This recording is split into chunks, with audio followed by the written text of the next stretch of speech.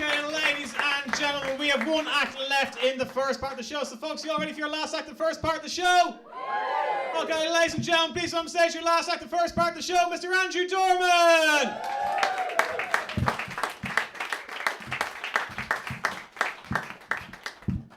Hello. Thank you. Hi, Steve. There you go. All right. Most dour man in the world, ladies and gentlemen. So before I kick things off here, I just want to do what I always do and point out the location of the nearest emergency exit. It's over there. I just feel obliged to mention that before I do, of course, bring the house down. Oh, it's only going downhill from there. Come on.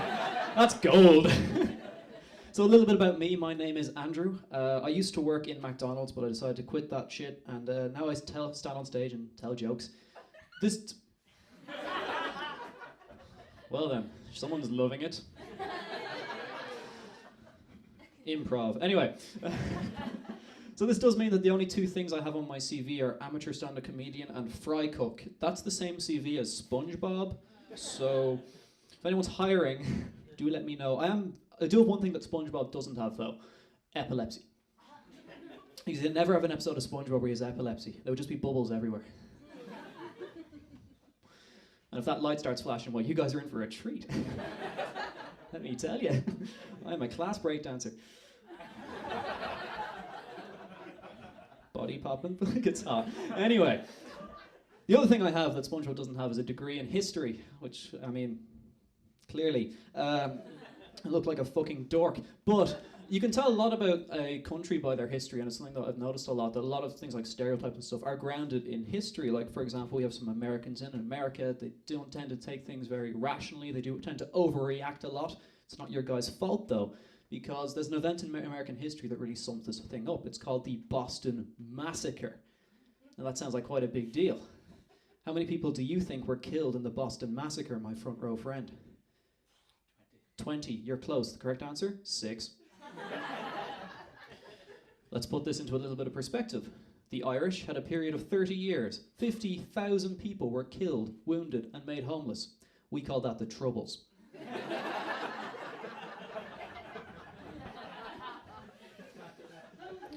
Irish history is very, very grim, though. It's very upsetting. I mean, you can't really blame us, though. Are there any French people in tonight? Of course not. They're all fucking late, just like Bantry Bay.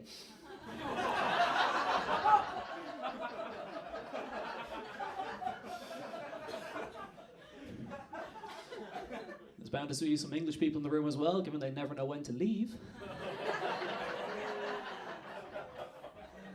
I'll stop. They say you should never meet your heroes. That's something that's thrown around. So I've done something very clever. My hero is someone I can never meet. The Transport Minister of India.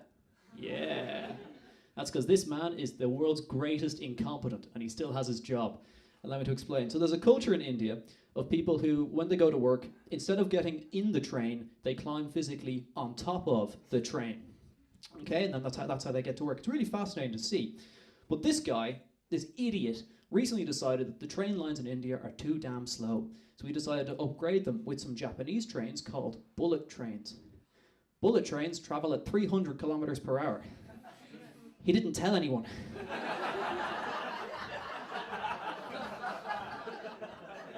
Welcome to the world's first Indian episode of Total Wipeout. Sanjay! That's not all he's done, though. No, it gets worse. He recently decided that 14 people die every hour on Indian roads. That's pretty bad. So he recently decided to have a road safety week. So he put up signs that were very, very, Hinduistic, like, less things come at you in life when you stay in the right lane. Well, he's not wrong. But he repainted all the roads in his local area, whatever, and he said, grand, we'll see how this works. Unfortunately, again, he didn't tell anyone how lanes work. So all the Indians saw these beautifully, freshly painted white lines down the road and drove along them in both directions. It was a massacre. What a terrible man. And he still has his job. That's why he's my hero. Of course, with your heroes, you also do have your villains. I saw a woman holding a sign at the end of Dame Street during the Gay Pride Parade here in Dublin that said, God burns gay people. Ooh. Bit harsh. If God did burn a gay person, LGBTQ?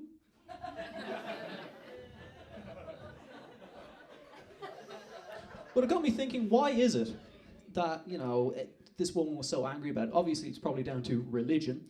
And religion's a bit fascinating because it's one of these forces that both brings people together and also forces them against each other. And I've decided that all these religions are actually very similar. So here is a metaphor to help you from stop hating someone else based on their religion, because they're all the exact same. Judaism is Coca-Cola. Okay? It is the original. All of the other religions stem from Coca-Cola, or Judaism. Then along comes Jesus. Jesus, as we all know, was diabetic. And he required a sugar-free version of Coca-Cola. So we took all the original stuff, and that's called the Old Testament, and then he added some new stuff like the Gospels and aspartame, and he created Diet Coke. And then from Diet Coke, you got your spin-offs again. You got Catholicism, which is Coke Zero, 0 carbs, 0 sugar, 0 tolerance. And then you've got Protestantism, which is Coke Life, the new kid on the block that no one really gets. And then finally, you have Islam. Now, Islam is Pepsi. Very similar to Coke. If you lay them out, take all the ingredients, they almost look the exact same. But we all know someone who, if they sit in a restaurant and say, "Can I have a Coke?" And they'll say, "No, sorry, we don't have any Coke. Is Pepsi okay?" These people get irrationally angry about this. If you don't believe me, just ask Israel. That's as political as I get, I promise. How long have I been doing? Fuck. I'll tell you one more joke, and then I'll go away. This is a story about the worst audience I've ever seen. Not you guys are lovely. This was at a production of the play Peter Pan. Now, Peter Pan, for those of you who don't know, is a story about two radical extremists who kidnap children from their homes and force them to follow their ideology. It's kind of like Boko Haram, the musical. And there comes a part of the play where one of the main kidnappers, Tinkerbell, starts to die, and Peter Pan's standing over her, shaking her, and he realizes Tinkerbell's dying because nobody believes in fairies. Ooh. So he turns to the audience of about 3,000 people and says, "Ladies and gentlemen, please, Tinkerbell's dying. Clap if you believe in fairies." And as one, together, 3,000 people let that bitch die. Because not a single person clapped. It was beautiful. Thank you very much for listening. And my name's Andrew.